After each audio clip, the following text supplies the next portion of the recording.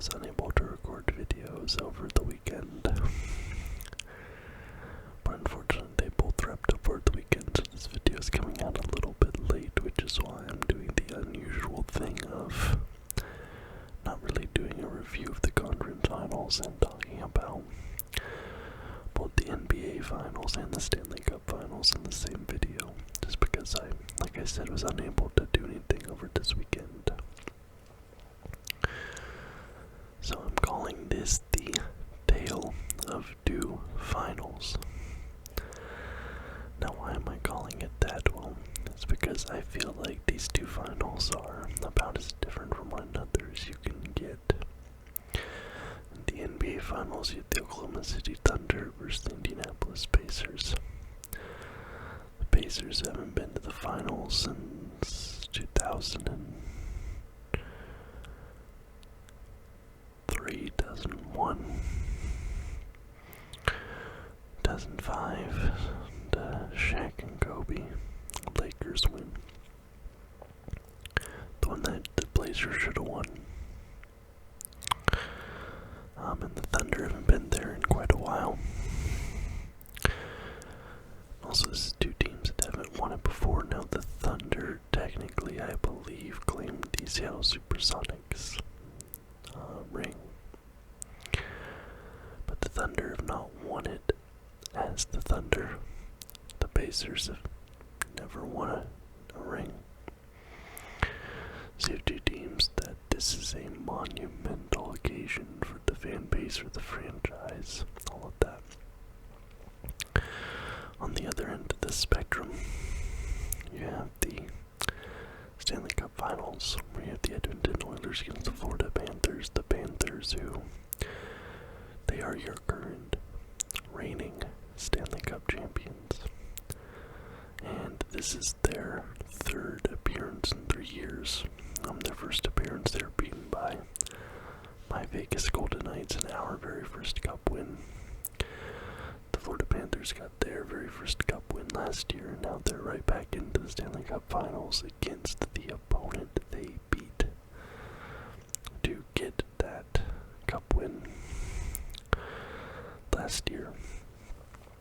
So in one sport, we have two brand newcomers who have not been here before, with young teams, young players. And on the other side, you have a rematch of last year, so sort of that dichotomy there.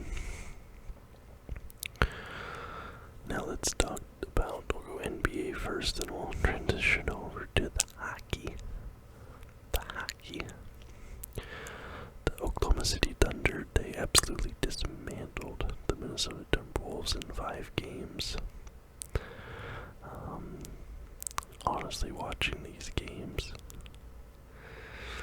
I didn't watch most of the games in this series, because whenever I was watching, I watched game 5, and I watched game 3 or 4, I can't remember which. But I didn't watch the one Minnesota win.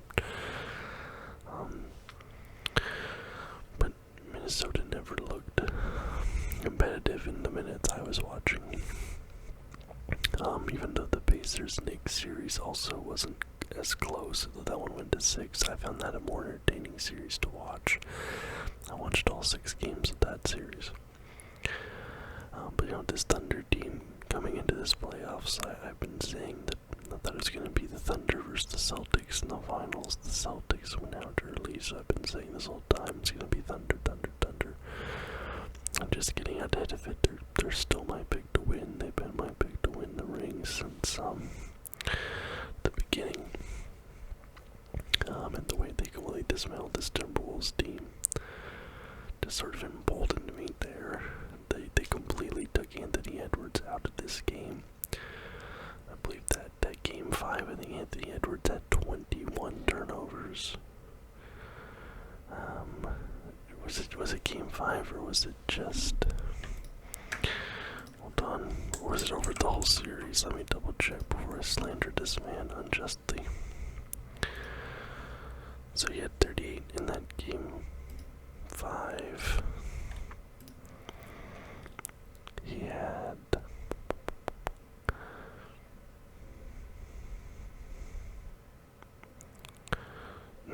lost the series. My apologies. Yeah, he only had 3 turnovers in that game. 5. But his 3-point percentage also was not good this series. I didn't even notice that. 1.4% in game 5, 1.4% in game 4, 1 for 7 in both of those games. Game 3, he was 5 for 8. That was the one they won, so I must have watched games 4 and 5. But then game 2, he was 1 for 9. In game 1, he was 3 for 8. So he did not shoot the ball well at all this series, save for that one game. Only 2 steals in the series. Wow, he had 19 points in that game 5, a minus 29. It was probably the worst. Game 2 was a little bit worse for him. Nobody put up more points. Overall not a good series for Edwards. He was being completely outclassed, and the interesting thing here is Minnesota is under the second apron. Technically, I think even if they re-sign Naz Reid, they'll be under the second apron. Now, there's rumors that the Pistons they want to go after Naz Reid, which I actually think he would be a good fit for the Detroit Pistons. I saw some report that said the ownership is unwilling to hold on to both Julius Randle, Nickeil Alexander-Walker, and Naz Reid. And the way that the report kind of sounded is that they only want to keep one of those guys, maybe 2. So now I don't think they can get rid of Julius Randle. I think Julius Randle has to stick around just because of what they gave up for him. Nickeil Alexander-Walker, he did break out in these playoffs, which is funny because he's been a throw-in trades like 2 or 3 times now in his career. But I think they'll still be able to get him on a decent deal. If they get him on a decent deal, if you keep Randle and Walker, trade off Naz Reid. And then the rumor is that they are targeting Kevin Durant. So maybe it's something where they do a 3-team trade where they end up with KD, that Detroit ends up with Naz Reid, and then there's some other team in the mix as well. I guess that'd be Phoenix. Although I don't know it's really the best idea for Minnesota to try to get Kevin Durant. I feel like that might firmly slam shut their competitive window for the next 5-6 years at the least. It does seem like that is probably what they're going to do, or at least attempt to do. And one thing I did notice is that Edwards, he really needs to get better at drawing fouls, especially when you contrast that with Shai Gilgeous-Alexander and how good he's been all playoffs long, but all season long as well at drawing fouls. Anthony Edwards was second to last in fouls drawn per game throughout the playoffs. He was only averaging, I think, 4 drawn fouls per game, which for your star guard, who is primarily a ball handler, especially someone like him who he's driving a lot, he's shooting a lot, the ball's in his hand a lot. He should be drawing a lot more than 4 fouls a game. He needs to learn how to get better than that. But really what it comes down to is the Thunder just have the depth it's hard to contend with, and I still maintain that Minnesota should have never blown their team up in the offseason. I thought that it was a mistake then. I think it's a mistake now.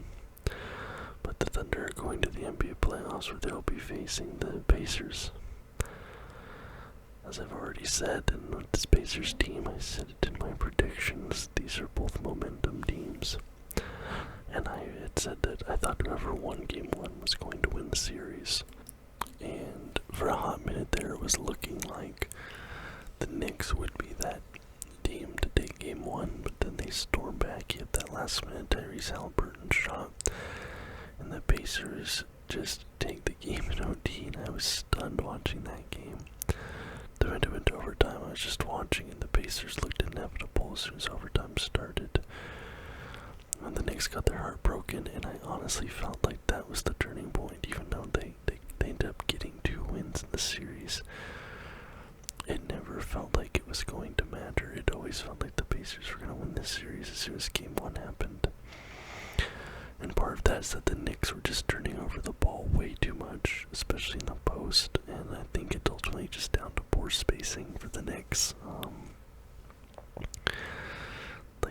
They didn't have the shooters, they didn't have the Bridges, especially at this point. Has been such a disappointment, especially what the Knicks gave up for him. Like, I was so sure that he was going to do so much more than he ended up doing. It's has to be one of the biggest disappointments of this season, to the point where it almost feels like people aren't acknowledging how disappointing it is, because again, just like it became a thing so early. I don't know, but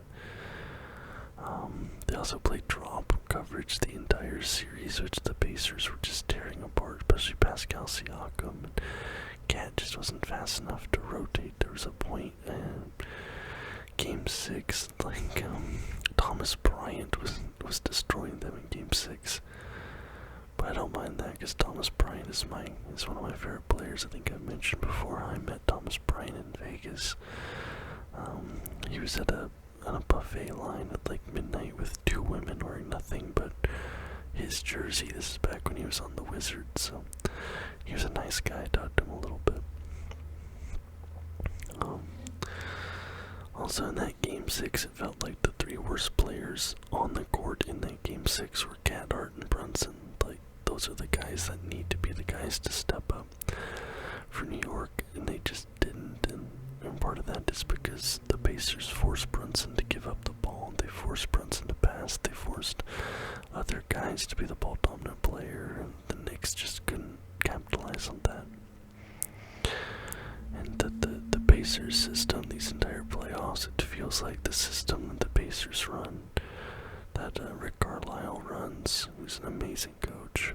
It gets the best out of every single player on the court. Everyone is allowed to play to their strengths, and there's no sort of trying to fit a round peg into a square hole.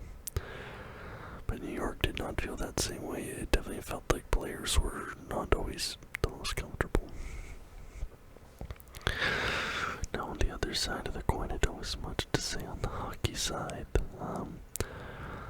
Especially with that Florida versus Carolina series. Like, Carolina was just completely outclassed. Watching it, it honestly felt like a lion playing with its food or something like that. Now they win it 4-1, which is funny, is that both these series, the Oilers series and the Florida series, end with a score of 4-1, so neither team really gets any additional rest over the other. And apparently, I saw Carolina Hurricanes fans saying this was sort of a down year for them, and coming into the season, they never expected too much from that aspect. I'm sure they're happy with it, but yeah, like, it was all Florida this whole time, and honestly, with how bad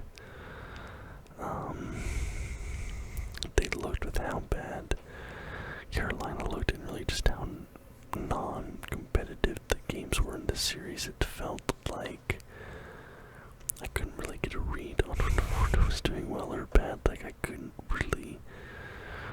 I'm just kind of watching it. I'm like, okay, yeah, Florida's winning. They look better on offense. They look better on defense. They look better on special teams. Their checking's better. Their back checking better. Their goalkeeping's better. Like, but at that point, I'm just like, I don't know what to say, because there's nothing to really look at. They were just the better team across the board, and honestly, it's kind of maybe a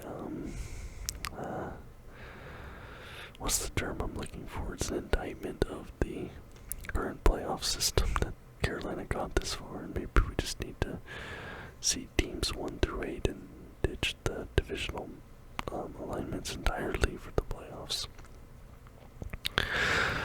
And then we get to the Western Conference, and we have this whole thing with Pete DeBoer and Jake Ottinger, which has kind of dominated the narrative coming out of this series. The Dallas Stars, Pete DeBoer is now 6-4-7 in Western Conference Finals, and his only outlier, the only reason he's not 7-7 in losing in the Western Conference Finals, or sorry, I should say Pete DeBoer, is he has lost 6 out of his last 7 years in the Western Conference Finals. And the only reason it's not 7-7 is Vegas missed the playoffs in 21-22. But good news for the Dallas Stars. Speaking from experience, you ditch Pete DeBoer, and the next season with the new head coach, you win a Stanley Cup. So we'll see how that goes. But yeah, Pete DeBoer in goalies continues to be an issue. It was an issue with Vegas. It was an issue with San Jose. And now it's an issue here with Dallas and with Jake Ottinger. He benches Ottinger game 5. And they're saying that their working relationship is fine, this, that, or the other, but it's not true. There's a video somebody took where Jake Ottinger wouldn't give a fist bump to Pete DeBoer, so they were coming out the lineup to get on the ice and all that. And it feels like, Dallas, they need to ditch Pete DeBoer to get over the hump. Also, Edmonton continues their trend of losing game 1s, and I actually thought Oilers looked pretty bad in game 1 this series. It kind of counts like, Dallas might have this series. I was kind of shocked at that, but then they came back and it never really looked like they were in danger of losing the series. After that point, they completely seized control of the series after game 1. But it feels like the Oilers do that quite a bit. They lost game 1 against the Kings. I can't remember if they lost game 1 against Vegas. Maybe, but they lose game 1 and then they figure it out and they win. So if we get into this final and the Oilers win game 1, try not to read too much into that, because that just seems to perhaps be their modus operandi here. And now like I said, we're setting up for a rematch. We have Edmonton and we have Florida. So the NBA, who do I think is going to win? I already said I think it's going to be the Thunder. This Pacers team is really good. They're a momentum team, and this is a team, like I said, they run. I think they have the best coach. I think they have the better coach in the matchup. I think that their system is amazing. I think they probably run a better system than the Thunder, but I just think that this Thunder team is too talented, too deep, to be beaten here. And in the NHL, as much as it pains me to say it again, because Evander Kane is pretty much the only hockey player that I truly hate that's active in the NHL right now. And part of me thinks it's funny they hasn't won a Stanley Cup in forever.